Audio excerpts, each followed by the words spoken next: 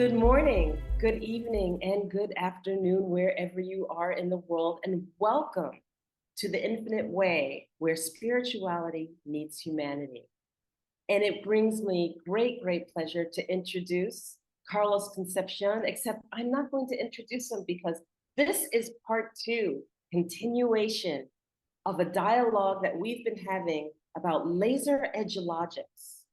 And where we left off was the introduction of LaserEduLogics as it pertains to just an overview of building to get to the foundation. And so today, I'd like to bring forward Carlos Concepcion to lay the foundation of LaserEduLogics. Welcome, Carlos. Thank you, Enolia. It was a great pleasure doing the introductory podcast, and I'm really joyful to present these ideas I've been cultivating for over 50 years to your audience, and that this, as we had spoken last week, LaserEduLogics is a trivium of three major disciplines that meet the laser and as the most powerful light in the universe, discovered by Einstein and formalized by the whole photonic industry today, and the education, the open educational movement, the educational movement, open educational resource community as the second part of this triangle that opens up humanity, that gives humanity the opportunity to be fully educated, something that has been suppressed and ignored for centuries, for millennia, for thousands of years since the master slave system was established. Today, in the new age of Aquarius, as some would say, the equality of conditions are now appropriate to enable us to illuminate the whole of humanity. So the whole of humanity can now participate in the full development of their competencies, their capabilities, their potential. And that's laser and EDU, and the logics. The reason why it's a plural is because logic in essence is one. It's the source of the third part of the trivium, which is, the second part of the trivium, which is grammar, logic, and rhetoric. And it pertains to the mind's capacity to organize and process knowledge. Okay, so what has happened was that it branched out, it fragmented into all the different subcategories of knowledge. And so in philosophy, we bring it back to its source, which is the human mind's ability to make judgments, to find the truth, and to lay the foundations of proper thinking. So we explore in this project all the whole spectrum of the different types of logic, and then bring it back to the unifying principle, which is the human consciousness. And so I have this key question that I want to ask you. Okay. Yes. I would love for you to introduce the foundationary pieces of the grammar part of LaserEduLogics. So we have the linguistic trivium, right? We have the rhetoric, we have the logic, we have the grammar, and then we have like the Pythagorean Quadrivium. Okay, we have the arithmetic, the geometry, the music theory, and the astronomy. Okay, how do these areas integrate, and why do they differ from, let's say, the fine arts of a trivium, or the transitive arts, or the utilitarian arts? Share with us the difference and why that area lays the foundation. Yes. Well, it goes way back to Plato's notion of of innate knowledge. It goes way back to the notion that there is a potential inside of us, a knowledge base that needs to be cultivated. And this is where the word education comes from. It comes Latin root educere, which means to draw out.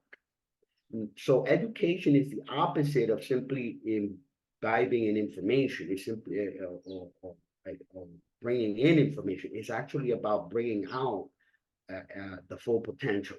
Its analogy is a seed, the parable of the seed, that in the seed you have all the potential of the tree and the fruit, right? But it needs the proper environment. It needs it needs the water, the sunlight, the earth, the minerals, all the proper environment for that seed to grow and fructify. The same principle is in education. We have the seed. The seed comes from the semen. The word semen or vital fluid, it has contained within it all the potentials of a human being, right? The egg. So what do? Well, we nurture it so that it grows. So education in this sense, that's what it's about. So now, intransitive, the seven liberal arts are considered the foundation of a genuine education because they pertain to what we understand as the human being. It addresses the development of that potential of the human being, as opposed to simply acting in the world with the other arts. For the liberal arts are about liberating that potential. And so all the activities of the mind are called intransitive. Just as you have the verb to be, right? The verb to be is an intransitive verb. Why? Because it pertains to the being. Transitive verb, it has to do with acting on an object, versus the liberal arts, we act on the subject. So in order to develop a subject or a person, we have to the activities of the mind have to be directed at that person. And this is what the liberal arts do. Grammar, for example, develops the capacity of the person to act on language, on the symbolic foundation of language, the letters of an alphabet, the rules that put the letters together for pronunciation, the rules that put the words in a sentence, the parts of speech, and the relation of those parts of speech to objects in the world. But it acts directly on the brain's capacity to develop cognition of language. And language is unique to human beings. Animals don't have that. We don't witness that in any other species. And the reason why that gives man the power then to act, to develop, to create. The creativity comes from our ability to use language, symbolic, the symbolic nature of it. So it develops our capacity. And so it gives us what they call in the Bible the sceptre of power. And that's why we tend to either use it properly or abuse it, depending on the ethics that is developed with that language. Language gives us the power. Now, the ethics of the use of that power comes with the rhetoric. In rhetoric, right, we study the three: logos, reasoning, pathos, the ability to persuade or to impact, and to embrace other people, and ethos, which is the character of proper judgment, the character of using and respecting language appropriately, not to abuse it or use it for personal gain. And so that's where the rhetoric, so the ultimate development of the trivium, it develops the character, the ethos. And so, yeah, so the grammar, the logic, and the rhetoric, and as well as the mathematics, the quadrivium, they serve to activate and actualize that full spectrum of cognitive powers that we have. Why mathematics? Well, mathematics is language. It's the same trivium, only now acting on a higher abstract level. It's the abstraction of that linguistic foundation. So it's language, but at a very high level, at a higher level. That's why you cannot go to the quadrivium without the trivium. And this is a problem that most mathematical school, math in school had. What is one of the worst problems? The word problems people have. They don't, not only the word problem, but the whole mathematical education is in shambles. In not only in the United States, but worldwide, because they've lost that connection between how do you teach an abstract mode of thinking like mathematics without a linguistically developed person and a linguistically underdeveloped person. You can't. And if you do, it's incomplete. People do math and they don't know why they're doing it, what they're doing. They say that math is the only subject that nobody knows what it's about. That's how abstract it is. You see And I that? love what, yeah, I love what you're saying. And I really want to drive this home when you talk about that the linguistic aspect is really missing because the logic isn't the logic and the rhetoric are not required of us. You know, when you go to school, they're electives. They are parts that maybe you dabble in it, maybe you don't. You don't even have to be bothered with it if you don't want to take it. Okay. So therefore, you know, me coming from a mathematical background, okay, and then also having to program when I was in school. You know, my languages were older, the Pascal, the Fortrans of the world, and, you know, the beginning languages, but it laid out the declarative and the imperative knowledge base that I needed to have, right? So then, you know, you're asking what is, you're asking how to, okay, and what is the logic, and does the logic make sense? You know, and then if the logic doesn't make sense, how do I deep dive back in and recreate that framework? Such that it makes sense and it gets the guess or the outcome that I'm looking for it to target to come to fruition, right? So what happens with us when we have our professionals missing this basic logic? What happens with us when we have our professionals missing this basic rhetoric? What do you see as the impact of this gap? It's huge. It's huge. We see it in all of society right now. We see professionals all over the world that are get specialized in a particular domain, and they become, how you say, funnel or indoctrinating. And this is the difference again between education and indoctrination. Every specialty or every domain of knowledge has a particular doctrine, a doxa, a way of thinking. And so what happens is if the person does not have this broad-based, universally informed and educated structure, the liberal art, the 7 liberal arts, and there's 7 for a very important reason. If you don't have those 7, that spectrum of foundation, what happens now is you're going to these domains of knowledge, but you have what they call a disabling ignorance. And this is a term that was discussed by Peter Drucker, the founder of modern management, who was also a liberal artist. And he created management as a liberal art, a discipline of the liberal arts.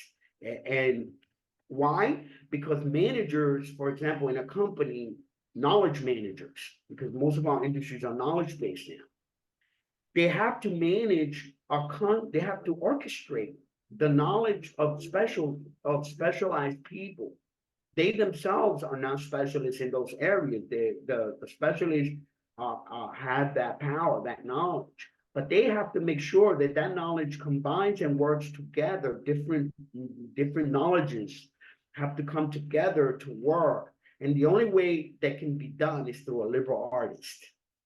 The manager has to be a liberal artist because he has to be able to connect and communicate with a specialist and make sure that specialist is working within an organization of knowledge that then will contribute to the whole. So what happens to the specialist who didn't get that universal liberal arts foundation? Well, he becomes indoctrinated in that particular specialty, and he gets funneled into a system of thinking, and he has no way of stepping out and back and see the broad picture. See that? And so what happens now is that this is what has happened to a lot of our specialists. They know a lot about little, because the specialties become even more detailed, it's more knowledge coming out of it's an incommensurable. Knowledge is incommensurable in any direction you take it. It's infinite. So, but if you miss the whole, you get stuck in the part. Now that part can reproduce the whole. It's what we call part logic, and this is a hologram. But if the person does not have the ability to come back to the whole and see the part within the whole, then and that's where the blinders come in. This is how we get indoctrinated in a specific discipline. This is why we have the problem with chemistry, that a very important material discipline, but we're starting to create these toxins. Where do they come from? These pollutants that are polluting our bodies with pharmaceuticals and artificial ingredients, and these pollutants that are destroying the planet. And who's creating these toxins? These are highly specialized intellectual people, very specialized, but they miss the ethics of the being part of creating these destructive chemicals. The other is they ignore the biosphere, they ignore the biology, the connection with life, the respect for life. So the holistic framework is missing. And this is how knowledge becomes dangerous. And this is where, you get these highly, these potent disciplines in the service of destructive purposes, like wars and so this is why it's important to have that universal base. So on a specialist, you can still become a specialist, but once you have that broad base, you have that foundation, you're not stuck in that particular mode of thinking. You can no longer be indoctrinated. You can assimilate a doctrine, you can examine a doctrine, you can use a doctrine, okay? But you're not stuck in it. You're not manipulated by that particular domain. Now you can step back and look at what am I doing contributing to the well-being of society? Am I being a puppet in a system for making money? Am I being used to destroy other people? And why? And should I? You see, once you have that ethical ethos created by a logical and a correctly thinking person, a fully developed person with good judgment and good character can now step back and say, no, I will not lend my competency or my creativity or my capability be used by any particular interest, be it corporate or governmental. You see that? That's where the freedom comes from the liberal arts. And I'm sitting here thinking about the importance of communication and the way that, like, for example, the United States was formed. And as they moved, our history is indicative of slaves or slave labor, for that matter, or refugees. And one of the fundamental things that was done is that the language was stripped away, therefore creating a gap. And so I'm sitting here listening to you in terms of the fact that it's missing out of our education, but it's also used as a control point.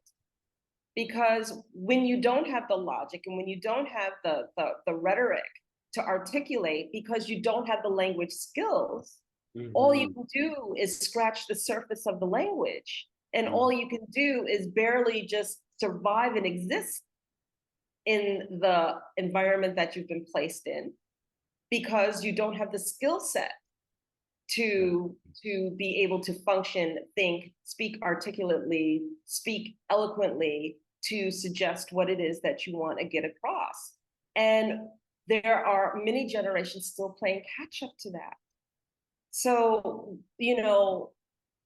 how you described it is fundamental, and it's so large of a gap. So with that said, I would love for you to share the impact of what all of this means to us as it pertains to the sage. All right. And I'm going to let you define what sage is. I see Sage software for arithmetic and Yes. geometrical experimentation. Yes. SAGE. It's a E. So well, Sage. I was looking for a mathematical tool for education, for open education. And then I found myself with all these proprietary systems, Maple, these different proprietary systems that limit the use. They put a real high financial tag on the use of of this knowledge. So I found Sage, created by a professor at Stanford University, and it's in the open educational resource community. In other words, it's an open resource that you can use to develop programs for the Quadrivium, the way I see it. So because the Quadrivium now, remember, we talked about the trivium. If we look at the Quadrivium, which is the traditional esoteric initiatic way of really teaching mathematics, it's the holistic way of teaching mathematics, something that has been lost because, oh, they were old, whatever. It turns out the old were wiser. Just like Hippocrates is still is wiser than our food consumptions today and our food recommendations by the elite medical schools. They don't even teach that, how to, eat whole food versus fragmented foods. Well, when we lost the tradition of the Quadrivium, we lost the way that mathematics should be learned. Just like when we lost the trivium, we lost the way that language should be assimilated, or educated, or developed. And so we fragmentized, these disciplines, and you cannot fragment something that's whole. And so what happens now is that we lost. This is one of the fundamental reasons I believe that our education sucks really at mathematical teaching. I mean, look at, and New York City is a good example. New York City a few years ago tried to raise the standard of mathematical performance in high schools, right? In elementary, high school, public school system. And they tried to raise it from 55 to 65. You know what happened? They tested those kids and 80% failed. They had to bring it back down to 55. Imagine now the poverty of that performance in mathematics. Yeah. Why? Yeah. Why? Well, if you stop teaching grammar in the 5th grade, the kids don't develop that linguistic competence. You don't never teach them logic, how to think, right? About symbols, because that's where it starts with letters and and symbols. If you don't know how to think in symbols, how do you expect them to then abstract to mathematics, which is the higher domain, it's the higher octave of the trivium?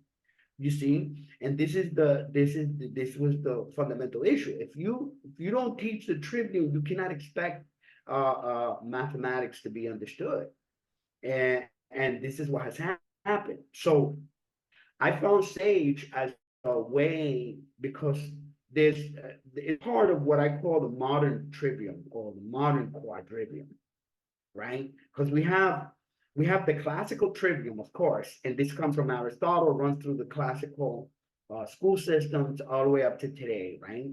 But there's advancement in each of those categories. There's advancement in grammar studies. Like now today we have Chomsky that teaches universal grammar, that teaches transformational grammar, generative grammar. And this is a supreme achievement in grammatical understanding, but that has not trickled down to our school system. is still Okay. at MIT in the linguistic departments, because there's another problem, the politics of the different departments. English department doesn't talk to the linguistic department. You believe this? And how is that possible? Well, the fragmentation of knowledge again. And so the same thing is with the quadrivium and the mathematics, right? These are different domains that are not coming together. And this is the beauty of the trivium and the quadrivium, that you can put all this together. It's interconnected knowledge, holistic knowledge. And so you see how everything connects. Now, sage is part of what I call the modern quadrivium, or the new age quadrivium. Why? Right. Yeah, Right. because traditionally the quadrivium is founded on Pythagoras. Pythagoras was the father of the quadrivium. Okay, he put together those Yes. 4 disciplines, and you had to be an initiate for years to get access to that knowledge. And that knowledge was inherited by Plato. Plato put that in his dialogues. The Timaeus is probably one of the better examples of that, where he put together that knowledge from Pythagoras. Pythagoras got it from the Egyptians, from the Indians. He got it from all over the world. He was a traveling sage, and he synthesized it, but he formalized it. See, that's the difference. Before, all that Yes. knowledge was in symbolic forms, inscribed in pyramids, inscribed in these monuments, but it wasn't formalized. And it wasn't until Euclid and the Greeks that actually formalized the quadrivium, and this is how we then got the seven disciplines. So the same thing was with the trivium. I mean, Baal in Egypt is the father of the liberal arts. The Babylonians invented the characters of the cuneiform tablets, the first known language in recorded history. But they didn't formalize the trivium. It was Aristotle who put it together in a way that it became a foundation for all progress, for all scientific and philosophical progress. He gave us a formal system. And so Plato formalized the Pythagorean quadrivium, and we'll see that throughout history. It was developed by the Romans, and in the first universities in Europe, that's what they worked with.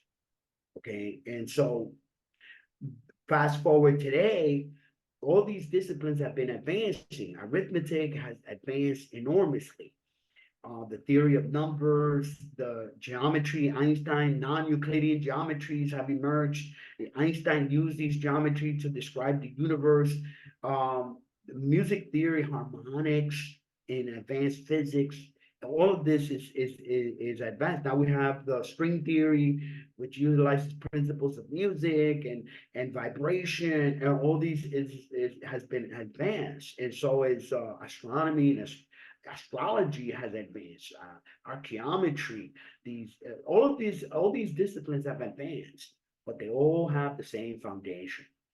And so, but the sage, I chose the sage as the appropriate instrument for us, because we want to share openly and freely, free access to this universal body of knowledge that society that we have put forth. The internet has given us this great gift, and all the major universities are participating. UNESCO is participating. All the great bodies of knowledge are all participating in raising the standard of education for humanity. And therefore, all this knowledge base had to be accessible to everybody. So Sage did that with mathematics. I haven't, nobody that I know about has done it with the Trivium, which is what we wanted. Make it Right. an open source courseware, right? An open course Right. system. Because right now the Trivium is very popular in home stuff, in home educated, and so home in private schools, private Christian schools, and in homeschooling, Yes. and on the internet. It's all, but it's all very private. And what we need is open and public and Right. make it accessible to everybody. Because once you privatize, what you're doing is you're limiting the scope of who can participate or who has the money to participate, you see. And so, Exactly. Which cuts out a huge cycle of people. Yeah. yeah, it cuts out the majority of people. And so this is where the division starts, the haves and the have-nots, the powerful and the weak, the masters and the slave. That's the whole principle of it. And Yeah. so the way is to make the knowledge accessible to everybody. And this is why open educational resource is such a powerful concept. It's such a powerful way of empowering humanity. So Yeah. Sage gave us that power to make mathematics to everybody, but it hasn't been how you say integrated into the modern system. It's still Sage is based on Python language, which is the Yes. most successful software, I say computer language, right? Coding language. And even for education, MIT starts all their courseware, all the engineering schools, they start with Python.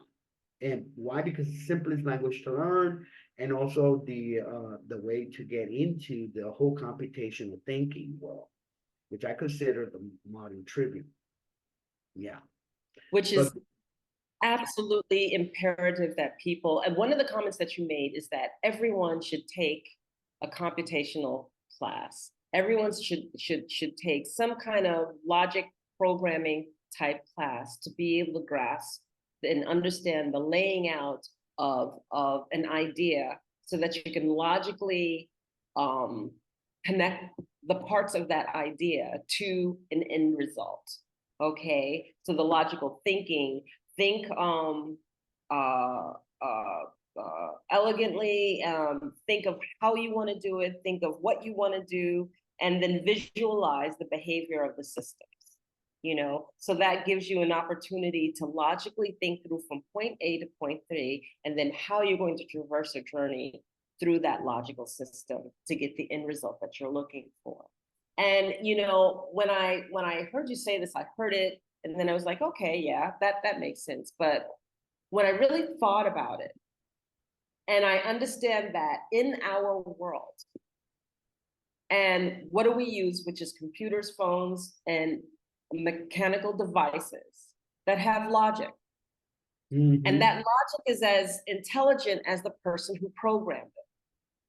Thereby meaning that if you don't have the basic skill set to understand that you are in somebody else's world of logic and programming when you're engaging into a device, and then let's say you're kept at bay to a certain degree based on that logic, you don't know how to break through it. You don't know how to expand it. You don't know anything.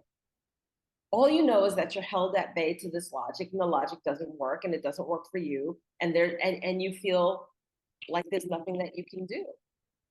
And one of the things that we as humanity need to always be able to do is to grow.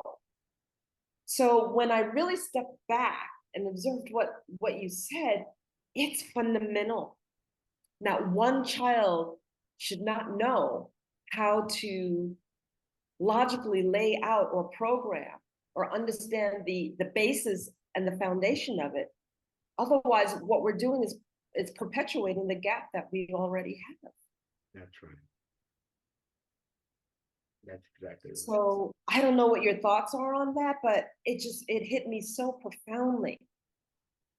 Yeah, and it does hit you once you realize that in order to participate in the knowledge society, and all these devices are programmed, and you have to understand the logic that went into these devices so that you can understand what they're doing and what they're thinking, what the whole otherwise you just automatically, it's like you're automatically working, but you're not conscious of what's really going on. And this is where we can get programmed ourselves. And now it's going to get even more sophisticated. Now there's a higher requirement because the AI devices that are coming out are super intelligent. They are they are mimicking the way the brain actually does things, on a very high level.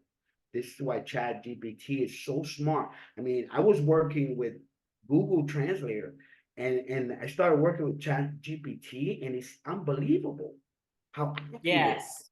the translation from one language to another, from French to English, from French to Spanish. It's like I find myself making very little corrections. And so how does this happen? Well, these people learn. Remember, the computer has been evolving for 2,400 years since Yes. Aristotle. People think the computer is a modern invention. It's not. The logic goes back to Aristotle. The thinking, the formal thinking, the forms in which these things are programmed, they all go back to mathematics and coming back together, zeros and ones, all that linguistics. It's been evolving. So this is why it's important that we learn the classical trivium, so you can know where it came from. It came from us. We are the creators. It came from Yes. our brains.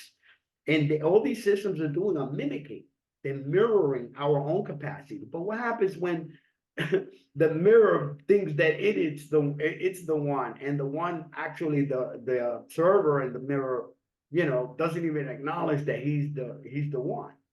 And so what happens now is that we have to go back to empower humanity, because we've been so focused.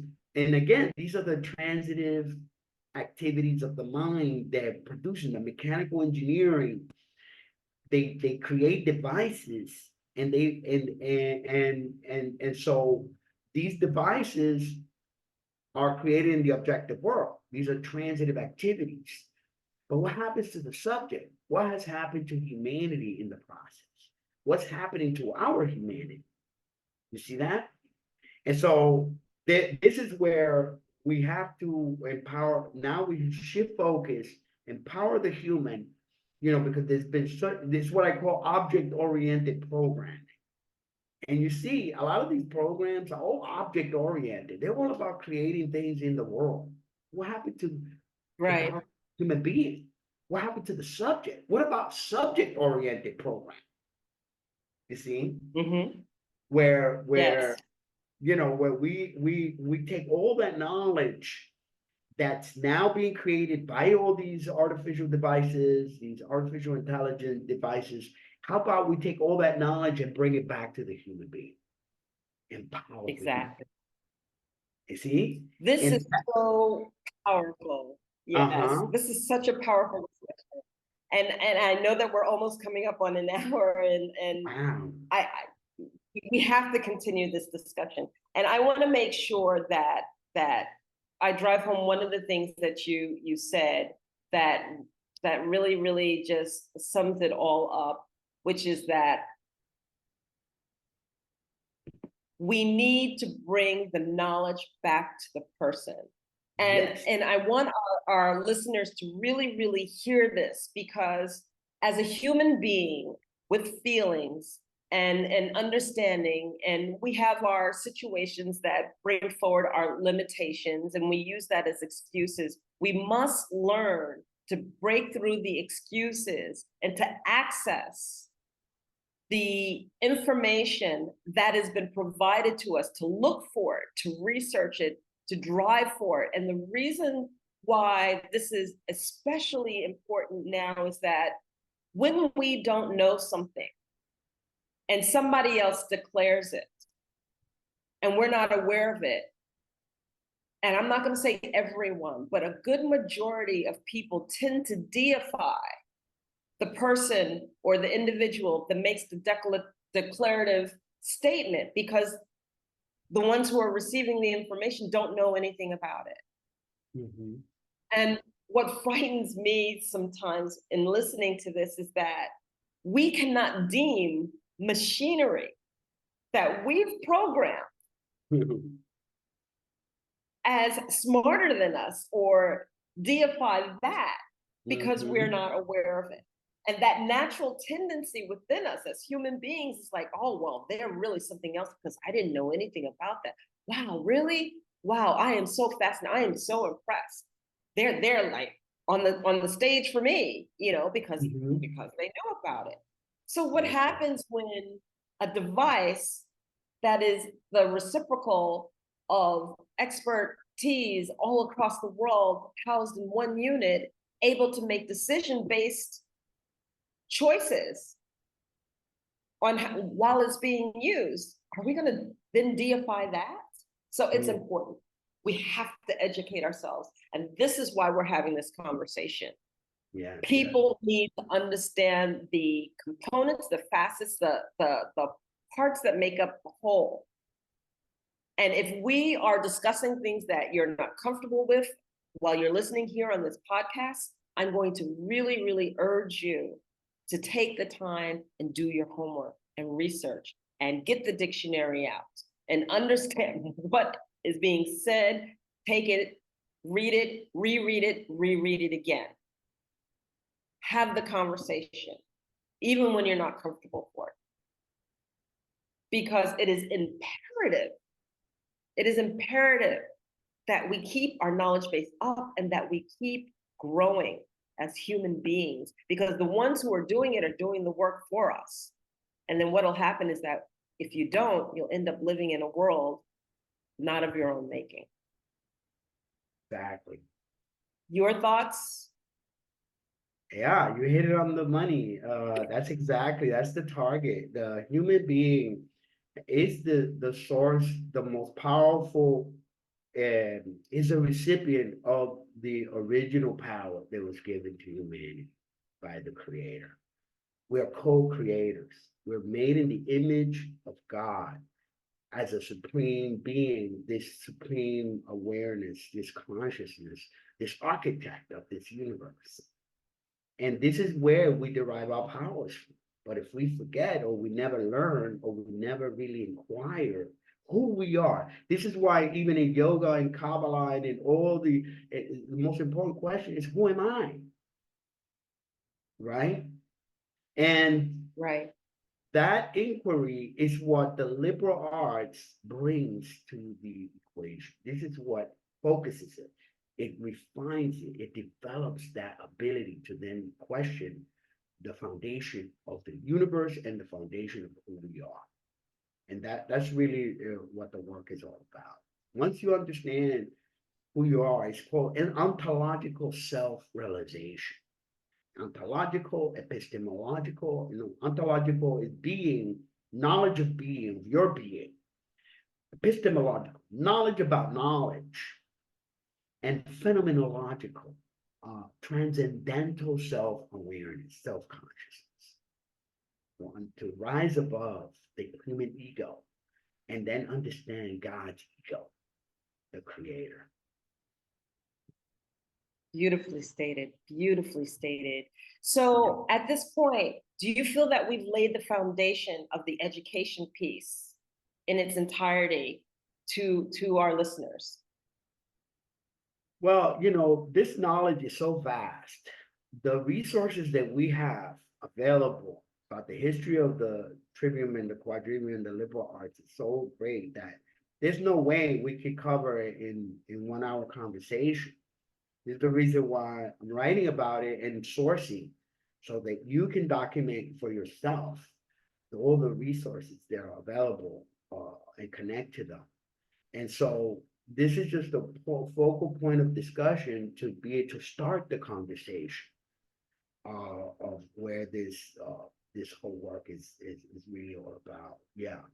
But yes, in principle, yeah, it's a 7 star. We call it the star of the magician. Magic being mastery of the forces of nature, of the forces within yourself. The spectrum of the 7 colors, the 7 notes of the music spectrum, and the 7 chakras. It's all connected to those 7 liberal arts. So yes, we have laid the foundation. That is the correct foundation. So this is absolutely wonderful. And I'm really excited because we are taking this as building blocks. So this is part 2. Please return for part 3, because In part 3, we're going to be talking about the Kabbalistic system and how it employs the seven liberal arts system, as well as yoga and another way to approach and look at yoga as it pertains to liberal arts. So I'm really excited about this. This has been a wonderful conversation. And could you share with everyone, just if they wanted to reach out to you, if they wanted to have a conversation, or your website, whatever information you want to share? Well, the website is still in development, as we said last time, and that well, through your podcast, I think there's my email. You could always email me at conceptus@laseredu.org, and we can start the conversation there. Perfect. Carlos, Concepcion, thank you so much for being here, for sharing your knowledge, for having the conversation, and for educating us. Your wisdom is truly one to be respected and embraced. So thank you again. Thank you, and thank the audience for participating in this conversation. And to our audience, thank you for listening. And this has been another episode of The Infinite Way, where spirituality meets humanity. And I'm your host, Dr. Enolia Foti, and you just heard the Carlos Concepcion. I give him that respect of calling him Dr. Carlos Concepcion, because the plethora of knowledge he brings to bear for me just deems the respect in my heart. So again, thank you, and we will see you on part 3. Bye-bye now.